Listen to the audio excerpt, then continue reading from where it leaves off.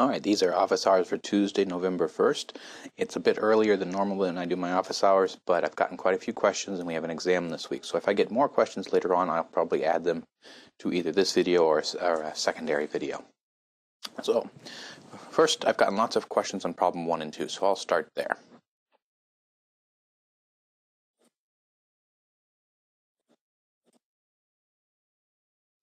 So problem 1 and 2 both refer to the same chart, same magnetization curve. So we'll start with problem 1.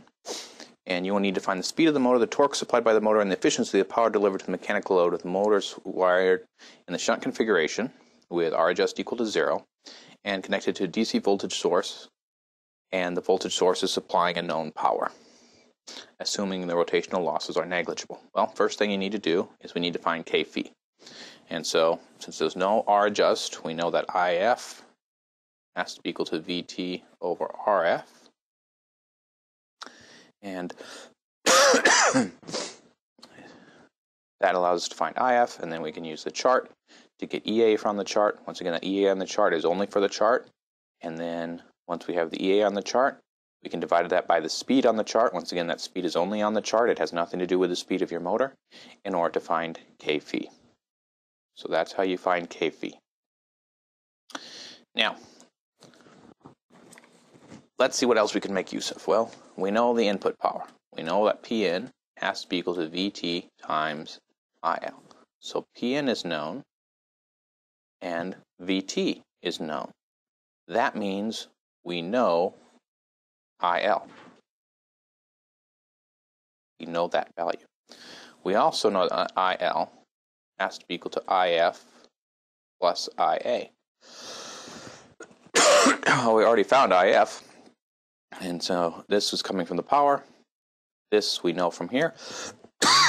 Therefore, we know IA. We can find a value for IA.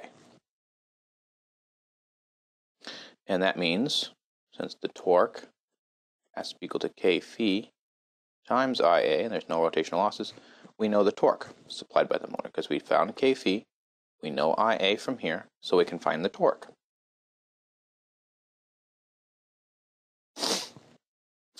And of course, once we know the torque, and once we know the torque, we know the speed. We know that omega m has to be equal to Vt all over K phi minus Ra all over Kv squared times the developed torque. So we know Ra, we know K phi, we know Vt, we know the developed torque because we found it from the known current, and that'll tell us the speed. Now we need to find the efficiency. Well, we know the output power, since there's no rotational losses, is going to be the developed torque times the speed. Once again, this speed and this speed is not 100 radians per second.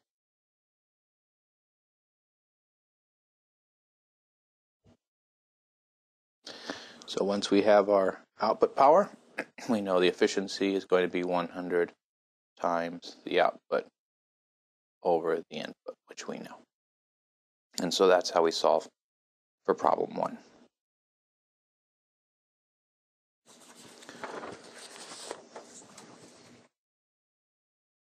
For problem 2,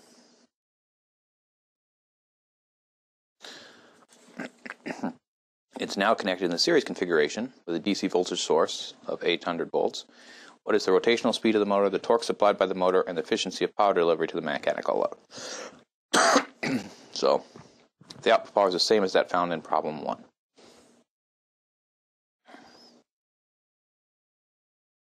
And also you're told to pick the most efficient case of the two possibilities. So that tells you there are two possibilities. So you would expect when you solve this to end up with two different values for the efficiency.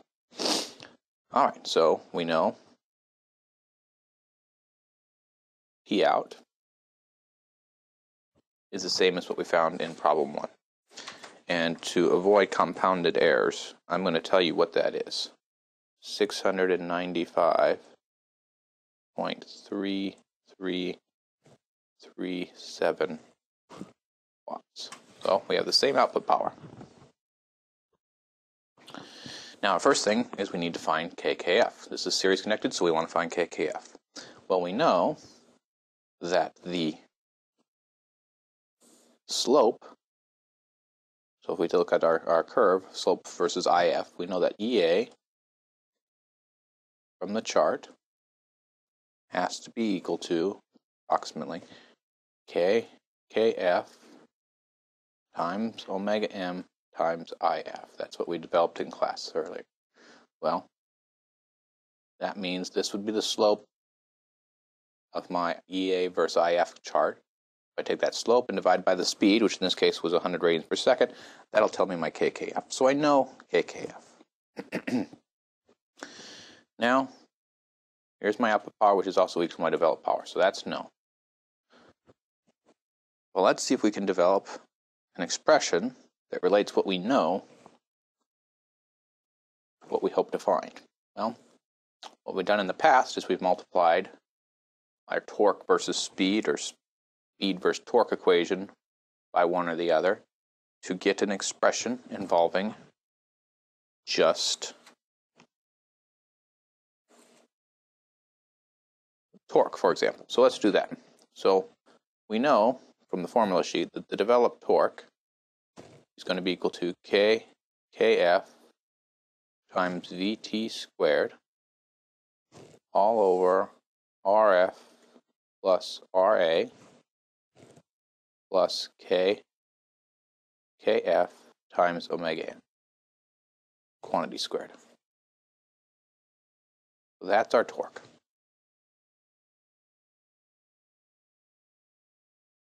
And so we know KKF, we know VT, we know RF and RA. The only thing we don't know here is the speed and the torque. However, if we multiply this, both sides, by omega m, that'll give us now the developed power.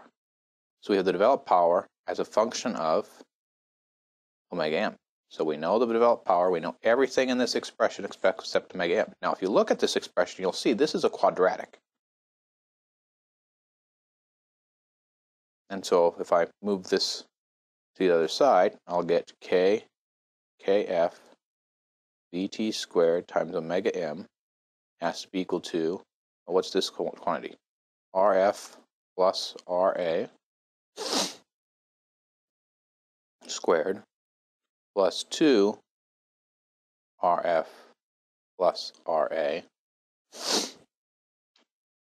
KF omega m plus KF omega m squared. And this whole thing, of course, is multiplied by the developed power.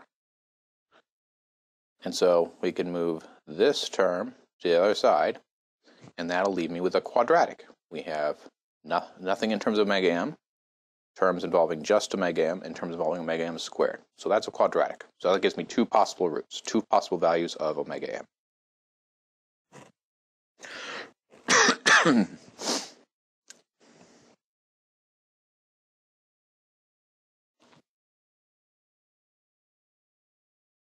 Well, we want to make the most efficient. So how do we do that? So we take each of our values of omega m, and we of course can find a developed torque for each of those. So omega m as two possible values. Developed torque we know is going to be equal to the developed power, which we know, divided by omega m.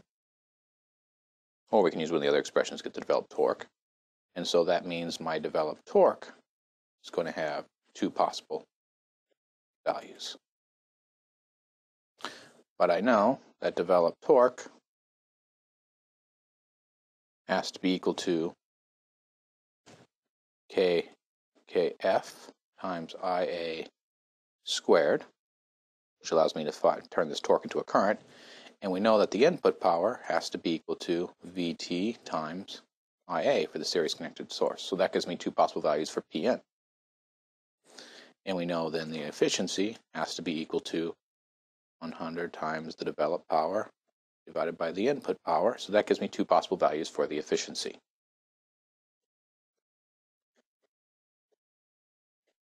And so I picked the one that is the most efficient.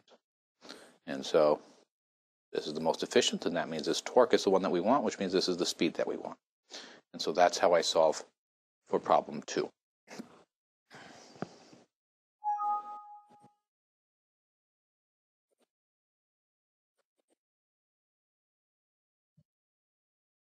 All right, so the other question that I've gotten emailed to me at this point is problem 7.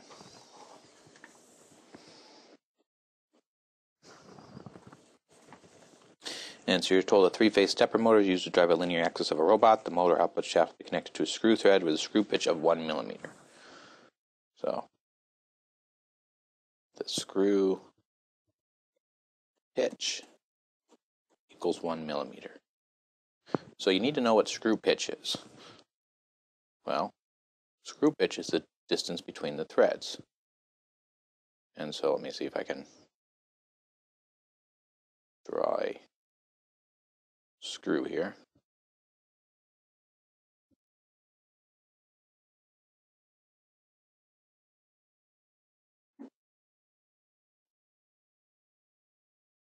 I'm not a very good artist. All right, so here's my screw. So this distance is 1 millimeter. That means as I turn my screw, if I have a nut or something here, as I turn my screw 360 degrees, it's going to move to the next area. So 360 degrees equals, in this case, 1 millimeter, or whatever the screw pitch is, in lateral change. All right? So that's a unit conversion. 360 degrees of motion equals 1 millimeter. We want to be able to spatial control of at least 0.05 millimeters. That means we want one step of our stepper motor to be less than or equal to 0.05 millimeters. How many poles should the system have? Well, first of all, we have to figure out how many degrees is this? So it's a unit conversion. We want our theta step to be less than 0.05 millimeters. But we know 1 millimeter is equal to 360 degrees. So that allows us to find what our step size should be. And we also know that theta step has to be equal to 360 degrees divided by NP.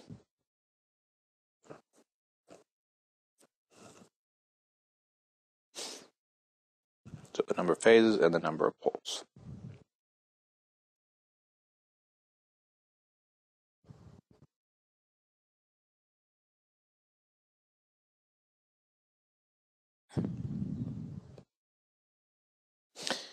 And so plug this into there, and that'll get us then the number of poles. Now the number of poles has to be even. And when you calculate this, it's not going to be even. So you have to increase the number of poles because you cannot have a larger step than the 0.05 millimeters. So you need to go with the next larger number of poles. And remember, it has to be an even number, an even integer to be exact. All right, so given that number of poles for part B, how many pulses are needed from the controller every second to move at a rate of 90 millimeters per second? Well, we know N sub m has to be equal to the number of pulses divided by N times P.